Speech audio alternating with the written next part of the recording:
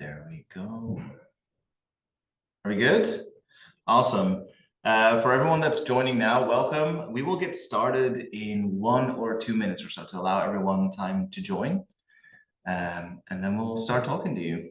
But feel welcome. And also, if you're in the chat or if you are able to find the chat, please let us know where you're dialing in from. We're very curious, so feel free. And we're dialing in from Amsterdam, obviously. I see 80 people, 82. This is going very well. Awesome. We'll give it like 10 more seconds or so, and then we'll already get started. I feel like we've reached critical mass. This is good. Very short 2 minutes. Yeah, exactly. Yeah, 2 minutes just went by really fast. Awesome. See some more people joining. 92. This is actually going very well.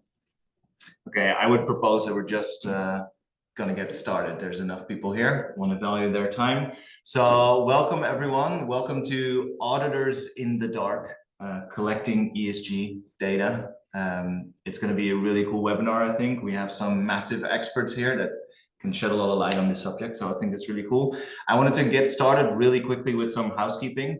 So before everyone asks in the chat, yes, we are recording the webinar. We will also make sure to email it over to you after the webinar ends, or probably tomorrow somewhere. So that's going to be good. You are still allowed to take notes, so definitely feel free. The second thing is that we want to make this as interactive as possible. So if you have a question or if you want to respond to something that's said at a certain topic, feel free to use the Q&A or the chat in the webinar, and I will try to pick up your question as live as possible. So we'll just stop the conversation and mention your name and mention your question and try to answer it.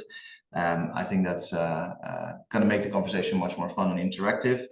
And in general, from a timing perspective, we're aiming for 45 minutes-ish. Otherwise, I think it's too long. So that's what you should be expecting from the conversation. If there's any questions about that, also feel free to post them in the chat. Then to continue, chat is disabled is one of the questions that we're getting. So feel free to use the Q&A for now. Very common question. Yeah, that's a great input from Guus. Thanks, Guus.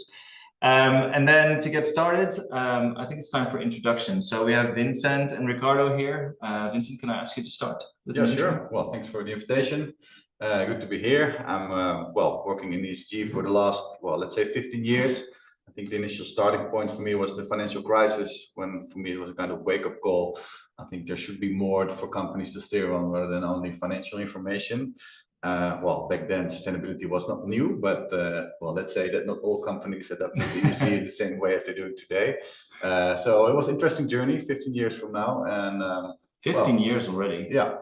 Massive. So and I think especially the last year or 2 to 3 years, I think there's a massive development of the let's say broad topic. And I'm at the moment doing ESG assurance at KPMG, and we will discuss all kinds of details later on. Awesome. Thank you for joining, Ricardo. Yeah, thanks. And a colleague of Vincent indeed at KPMG, but I'm in the technology and data team of KPMG, and we advise clients basically actually get into the execution of the data that we're later going to talk about. I came into the world of sustainability a little bit earlier than, or later than you, sorry, when I moved from Asia back to Amsterdam a couple of years ago.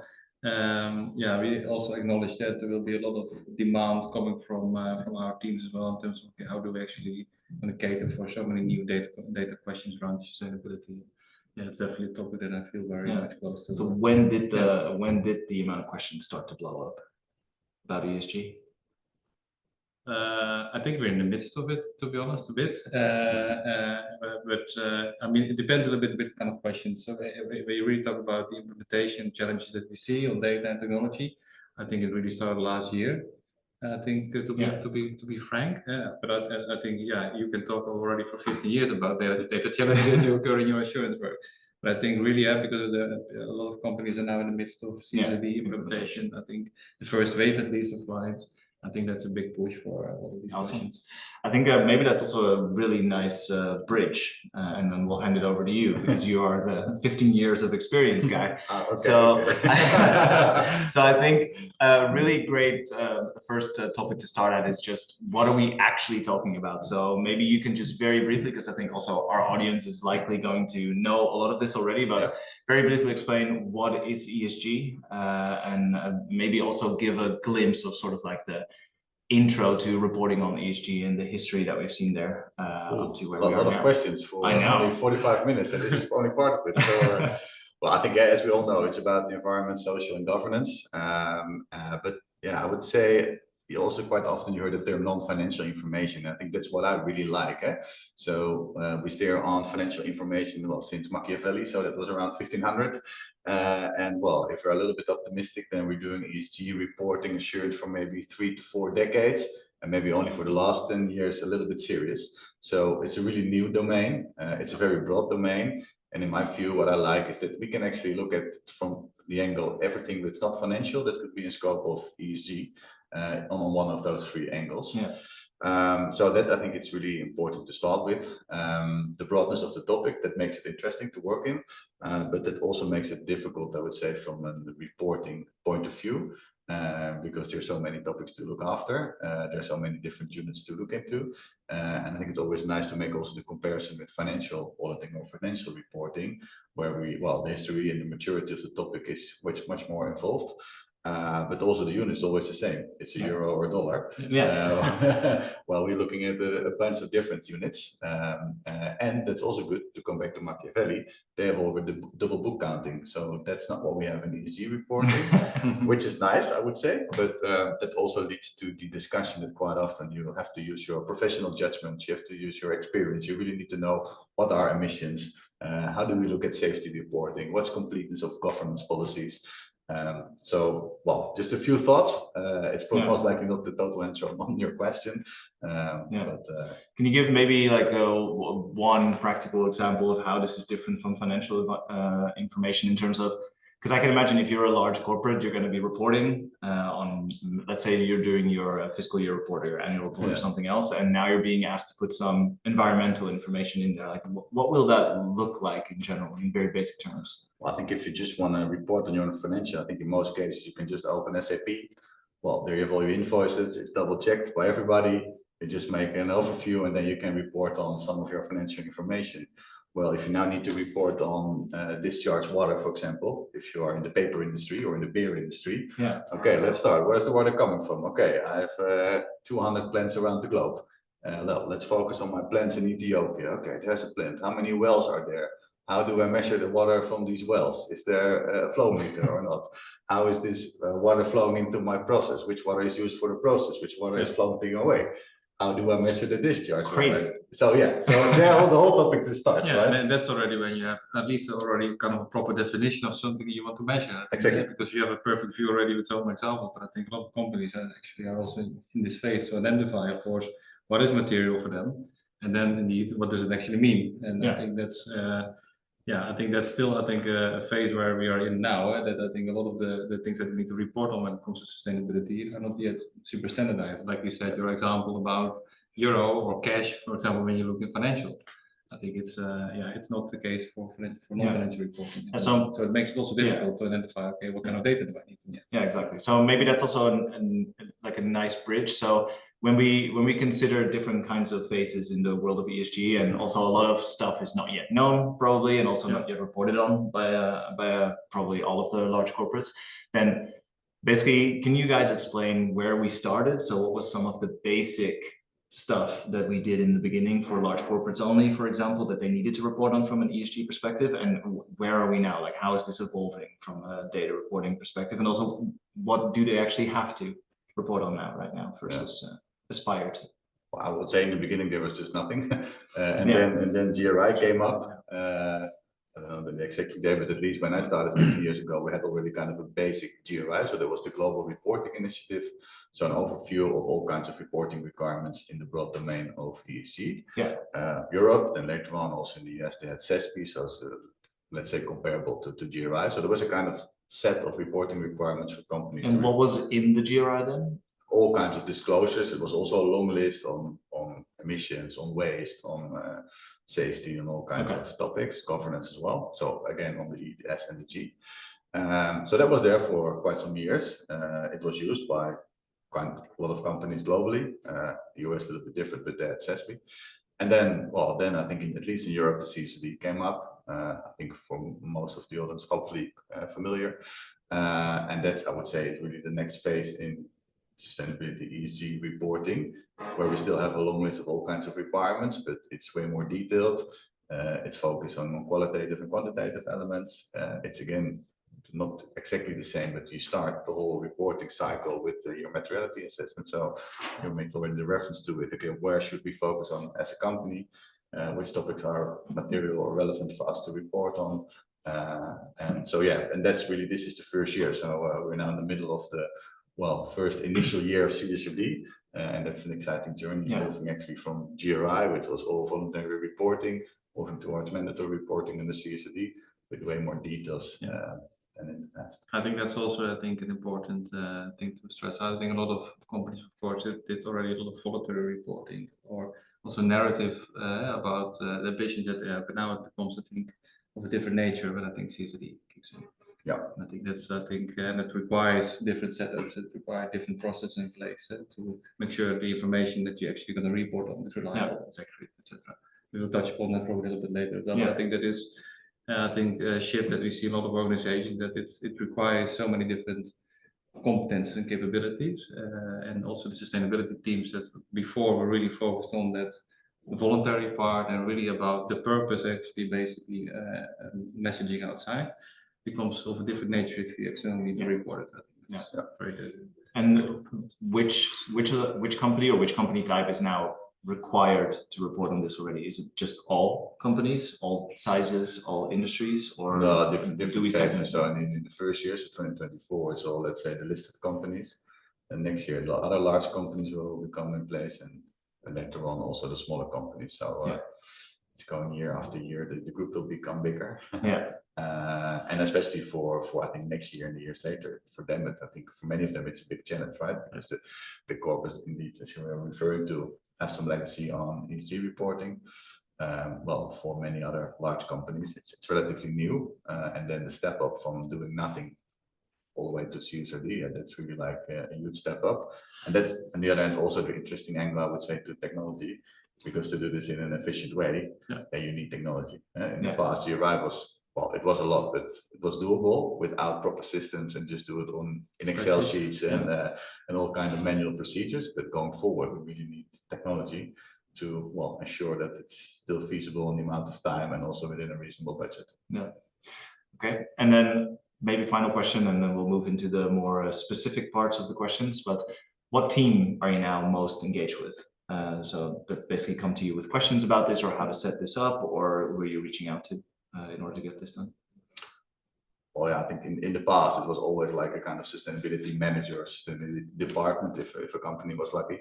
At least there were a few people looking after this information. Corporate responsibility side. Yeah, exactly. That's I think the previous. And now what you see is moving more and more towards the financial domain, which is good in terms of, especially from an audit point of view. I think that's helpful because they know, okay, what's a proper system, what's a proper review of data, how do I apply the 4I principle, all these kinds of stuff on, let's say, making the profession more mature. I think that's helpful. So that's one angle, but I think it's also good to realize that we're still in contact with all kinds of experts within companies, because getting the data is one. But if you don't know, or getting the data from systems, that's all good. But if the input is still, doesn't make sense or is not complete, you really need something in the oil and gas industry, for example, that knows, okay, how many chimneys are on my site? Do I measure all my emissions at all those chimneys, or do I miss a few? Then you can have a proper system, but if the input is not correct. No, so the expertise on those sustainability topics, I think is crucial. I think that's all, spread all over the organization. I think you need to really talk to the people, as you said. I think you went to a few countries in the last few months to actually have that conversation. I think with people on the ground in the plants, working with primary process to really make the interpretation of really the. And then the conversation you were having is what they needed to do in order to make sure that the data eventually ended up in the correct way somewhere in a system or something. So accuracy and completeness, those are the two main focus points. Well, completeness is difficult. Coming back to the double bookkeeping, there's nothing we could compare to, or in most cases. So how do you ensure that all safety incidents are reported? How are you sure that all the measurement points of your emissions are included? So that's one. And then secondly, you need to understand how, because quite often before it enters into a system, there's all kinds of calculations, method used to come to that information. So you also need to understand how do I calculate the composition of a gas to, for later on in the process, calculate my emission factor, for example. Yeah. So, and this is maybe a little bit off topic, but what's your message when you go to, let's say, these supply chains of companies in different countries, maybe even, like, how do you approach almost that change management that you then basically need to do there to get them to report on this data in the right way? Because that, to me, not doing that work, it seems like a massive project if you have to do that for every factory or every country or every part of the supply chain of a large corporate. Yeah. And I think that answer, I think we can answer from a very different perspective, because I think from an auditor or an assurance perspective, I think it's, I think you already gave a few examples, but I think what we need to do as an advisor as well is it depends whether we talk to the people who are responsible for external reporting or at the end of the process, I always say. But of course, they need to provide guidance to the rest or to the organization that we require for those data attributes that we need for ESG reporting, that we need to have the same controls in place that we have for financial reporting. Yeah. And that thinking, I think, requires a lot of needs change management, the discussion with people from all over the organization, because people who actually can deliver information on energy consumption of your buildings in whatever country, I think need to understand what is going to happen with the data later on in the process. And I think that's actually a real change process. I think that companies need to go through. And it starts from the reporting department, but I think that will have to cascade through the entire organization. I think, and that's on controls, but that is also on the interpretation, I think, that you mentioned, because I think you really need people all over the organization that understands what is emissions and I think how it contributes to the total. And also to exactly understand what it is. And that's maybe also a nice segue into data, because how much of what you're asking them is actually, for example, already standardized from maybe even within the CSRD, for example. So how many of those data points are basically sort of almost standardized and almost given over to a corporate saying you need to do this, and how much of it is still a lot of research work from a company itself? Like, for example, the wells example that you gave. So how many wells or springs do I use? And then am I actually, for example, dumping wastewater into those? Yes or no? Like, is that something that is a standardized question that's being asked, or is this almost like a private investigation that companies are doing and then unfortunately on the one hand, but it's also, I think, the interesting part of our job is that not everything is standardized. And that's what I really like. So every time it's again, like, it's really like an investigation, it's a kind of puzzle. And coming back to your previous question, I think like having an open conversation and be honest on, okay, that we are in here to learn together. I think that's the most important part, because otherwise you're never going to figure it out.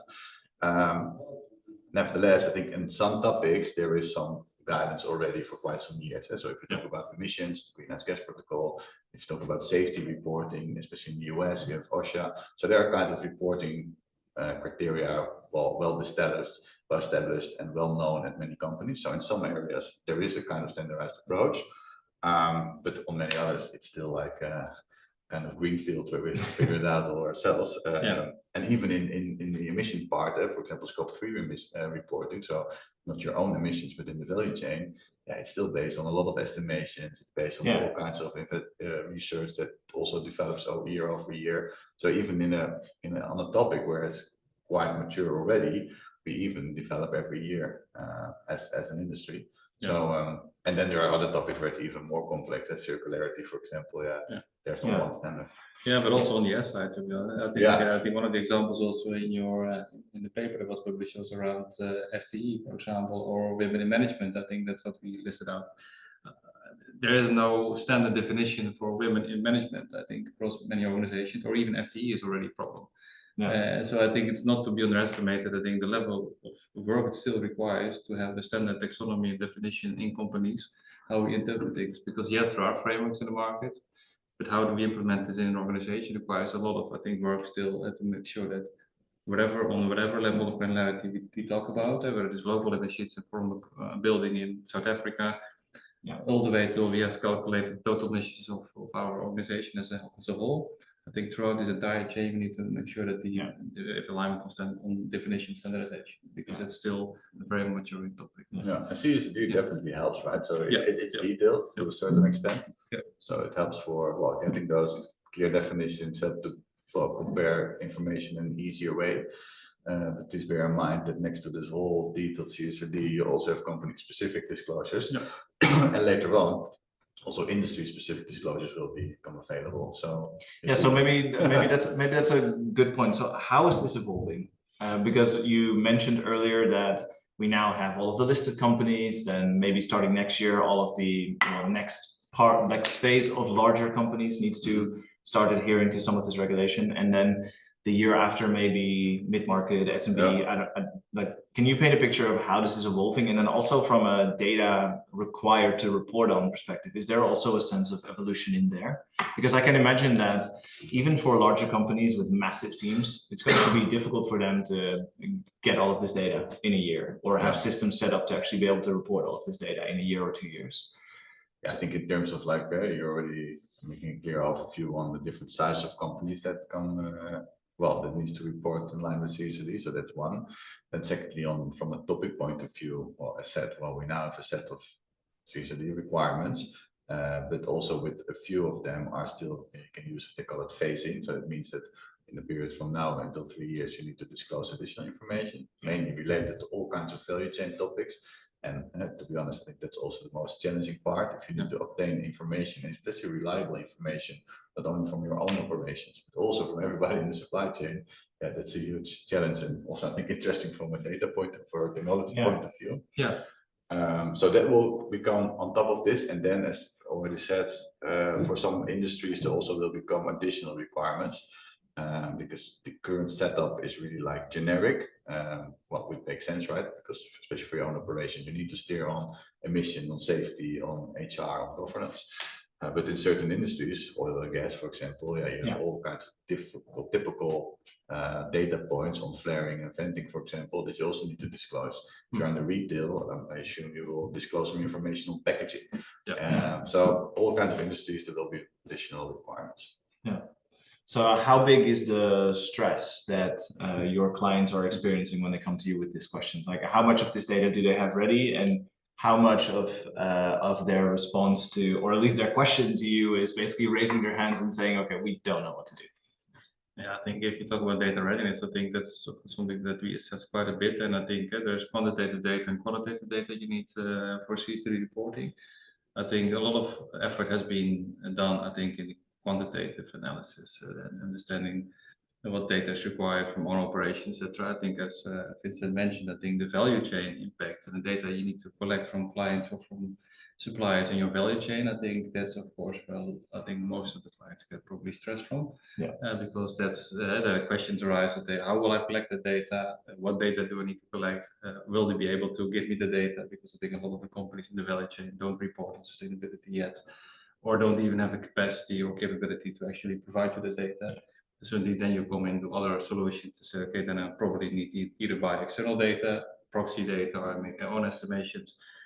So that whole data strategy needs to be determined. So I think, and it starts indeed with a good analysis of what data do I have on the near future, and will maybe take me 2 to 3 to 4 years to come to a level that it's reliable and it's accurate, etc. I think that's something I think that we should also advise in that sense to do that proper readiness assessment, aligned to what you said. The reporting scope defined what you need to do now, and maybe on some topics you will get some obligations to report later, but especially the value chain data, I think, is probably a critical part. And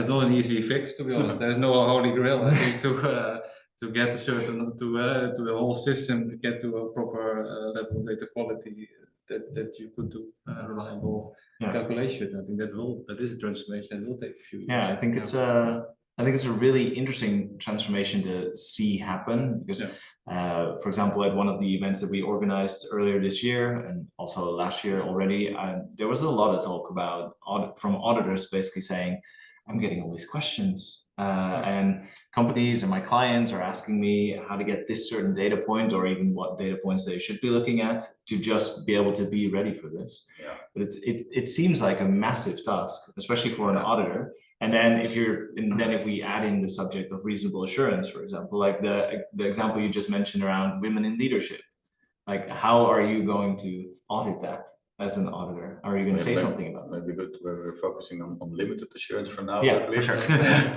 So I don't get any confusion on reasonable assurance. That's Correct. another. I don't want to be too technical, but luckily that's now at least not mentioned any longer in the CSRD. Yeah. So we're focused on limited assurance. So that's also different from financial information. I think also more applicable on the profession itself, because as I said in the introduction, the topic is so broad, not so mature, and all the different kinds of units. I think limited assurance is for most topics way more applicable. So that's one. And I think it's also good to mention is that all these kinds of questions, I totally agree. There will be a lot of questions, but now it's relatively, I think it's a little bit quiet yet, because the group that's focused on CSRD, most of them are already reporting on ESG for quite some years. Yeah. I think the wave of questions will come 2025 and later, when also the other companies need to report with less experience. And then, that's the big issue. Yeah. And is the group that's been reporting on this for a few years, would you now consider that reporting to be, just to use the word again for pun, reasonably good? Or financial reporting? exactly. Yeah. Like, do we feel like we figured it out a little bit there? Or is there still a lot of work to do there as well? Yeah, yes and no. I think on some topics, I think it's quite clear how to report, what is best practice, how to do is. Again, I think for some of the emissions, it's quite clear. For some of the safety data, it's quite clear. But there are several topics where we still, are in the developing or in the investigation phase. And that's also a little bit concerning, since it's already end of November, and these reports are going out in 3 months from now. So yes, that's I think the little bit situation. But the good thing is, at least after year one, there are some examples. So that's the good news for all the companies in 2025 and later on. Please take a look at all those reports. A lot of people spend a lot of time to come up with all these kinds of data overviews, qualitative overviews, reports, etc. So I think that will at least will be helpful, but also will help to bring this discussion, I think, a little bit further from how is all this data indeed really needed? Is it all relevant? What's the level of detail? Do we need to maybe add or remove some details?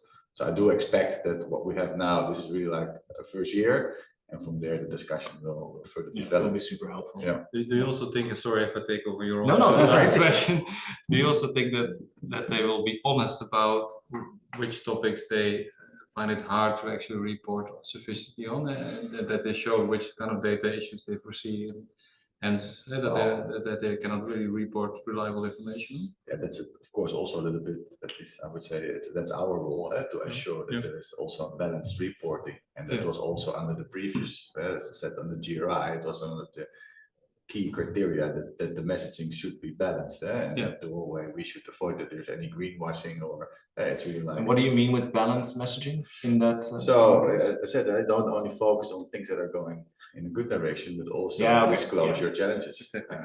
And which areas is difficult to obtain data or to ensure the full completeness. And so, and we see, especially on the CSRD, that there will be quite some areas where people don't have the data. So then it should be, then at least you should explain why you don't have the data, what you're going to do to obtain the data next year or in the near future.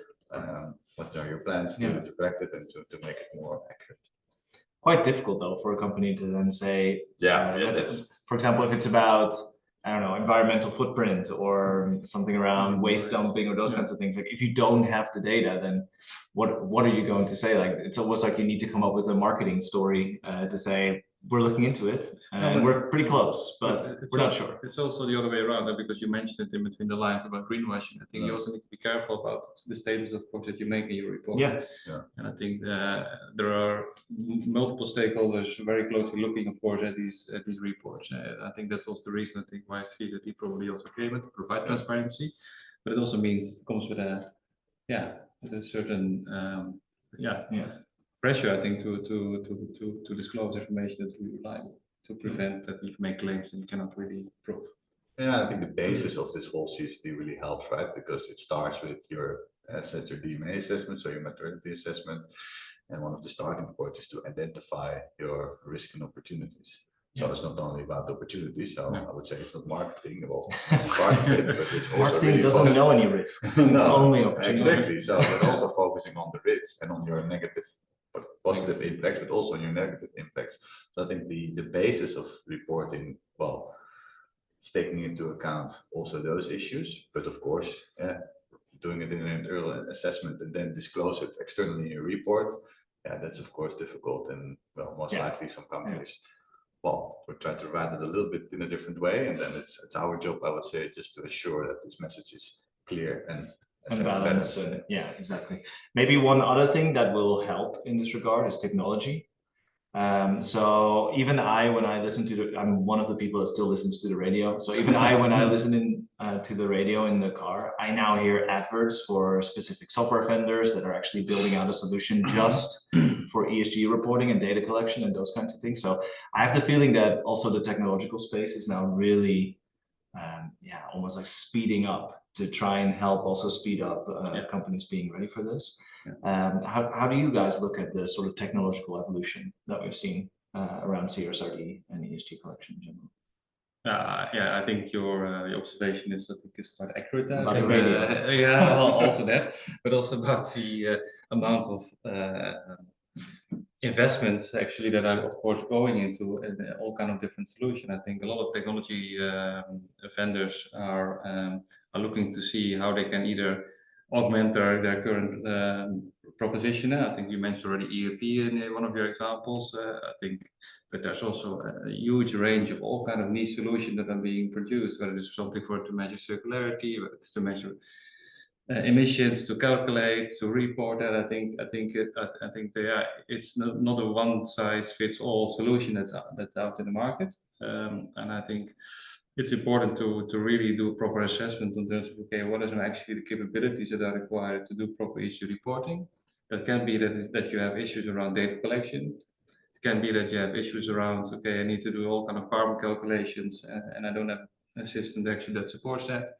There can be something about the need to produce the actual report. So I think if you look at it from a kind of more holistic perspective, I think it's really important to identify what is now your critical ask, basically. Yeah. And then look at solutions, because I think indeed, as you said, there's a lot of campaign about ESG technology solution, but I think I would really say, okay, really look back towards where is your critical issues and what can I support already with existing solution that you already have in place.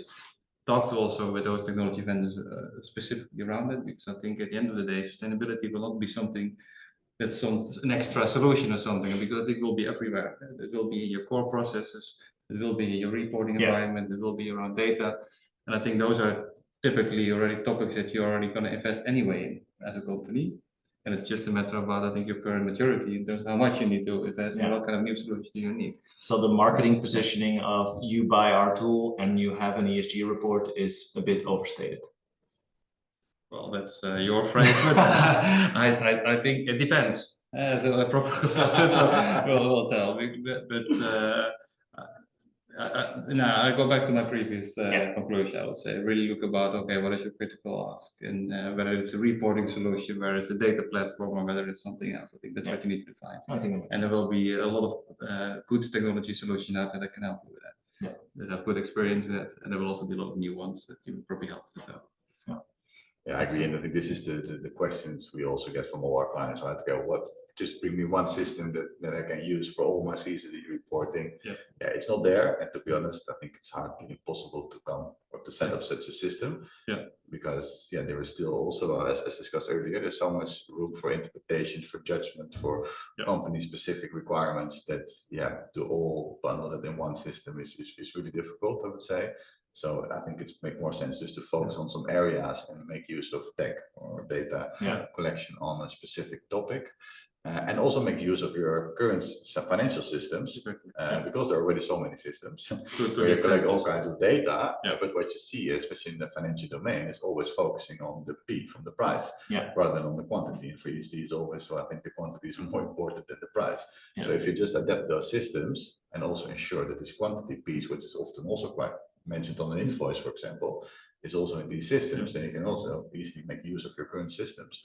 Yeah. So I think it's a combination of ensure that systems are there for financial reporting, move slightly towards ESG information, so the Q, and we probably also need some additional systems, but then not overarching, but more focusing on specific I think topics. this is really important advice, because I think also especially for larger companies, for example, it's a really enticing proposition to just throw money at the problem and buy a platform and hope that it solves things, right? Like, this is also how we do this probably in a lot of other challenging markets, environments, departments. This is what we're used to. So I think this is super important advice. And also relates to a question that I think came up in the chat from Vilma Katani, who's saying, it is clear that setting up this reporting infrastructure is going to be a huge investment for companies.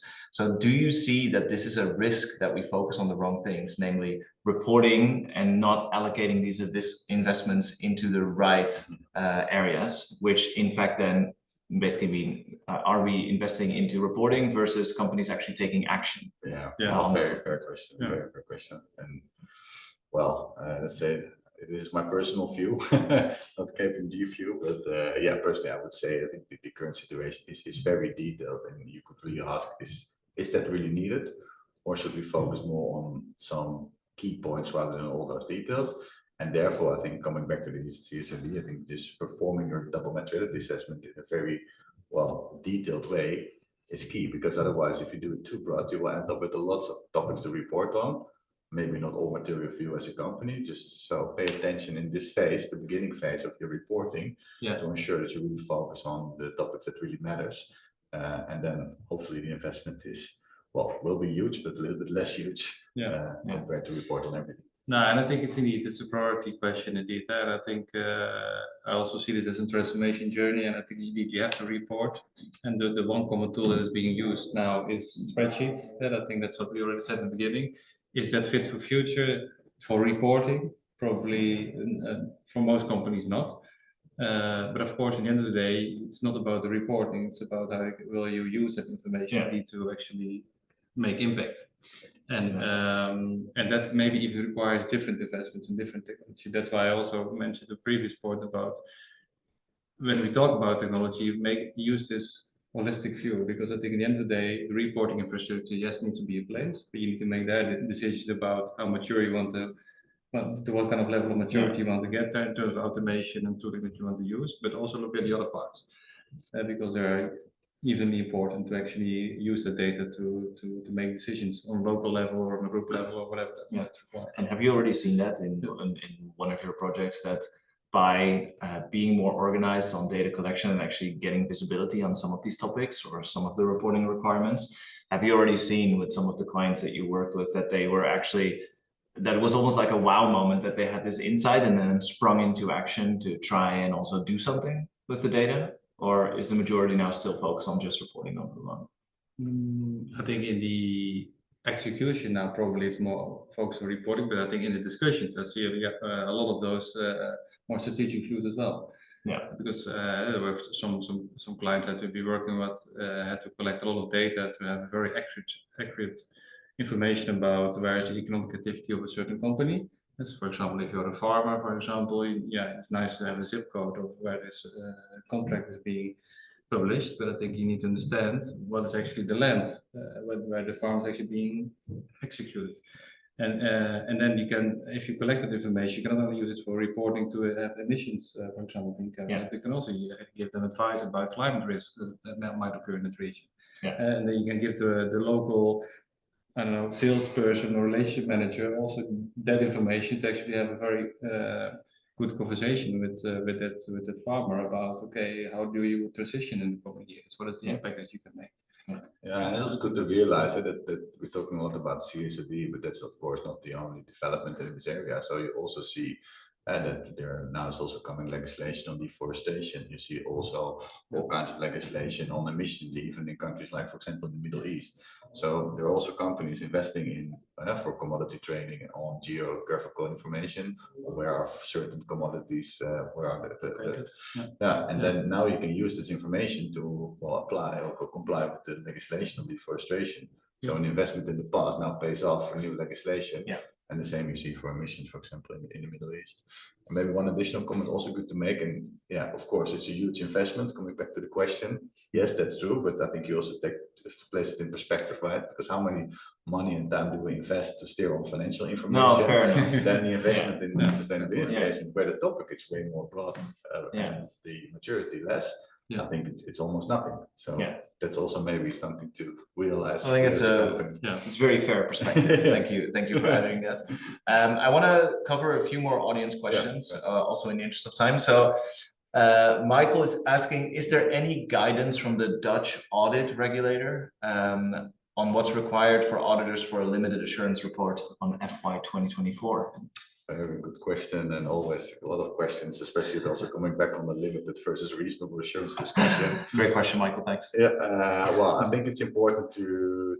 Well, I'm also working at the MBA, so that's the Association for Accountants, where we also have a specific working group on ESG. And very soon we will come up with also, the MBA is coming up with some details on how actually an assurance engagement will look like on the limited assurance. So with some practical information and guidance. So yes, it's there. And obviously, of course, there are also like this in our assurance standards, which we apply. There also is kind of guidance which can help to answer these questions. Well, it's a technical question, so this is the short answer. So the guidance is coming. This is I think a topic on itself to have a full. Exactly. So Michael, coming to you soon from the MBA or MBA, and you can just add Vincent on LinkedIn and spam him with questions about this. I think is the best way forward. Then we have Pedro saying European Union framework after 2030. Do you think the European Commission will promote many changes? After 2030. That's the message. Okay. So maybe this is news. I don't know. Well, you never. Politics is always difficult to see what's going to happen in the future, right? So I don't know. I think I think there should be adjustment. That's also what you see in financial reporting. If you look at the IFRS, for example, it also develops over time. So yes, I also expect that the ESG reporting will develop over time.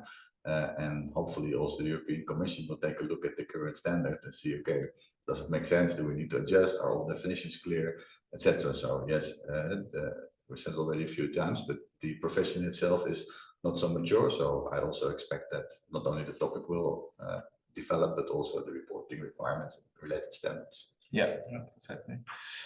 Okay, and then we have one final question from an anonymous attendee. Can small and medium-sized enterprises orientate themselves on the sustainability reports of listed companies?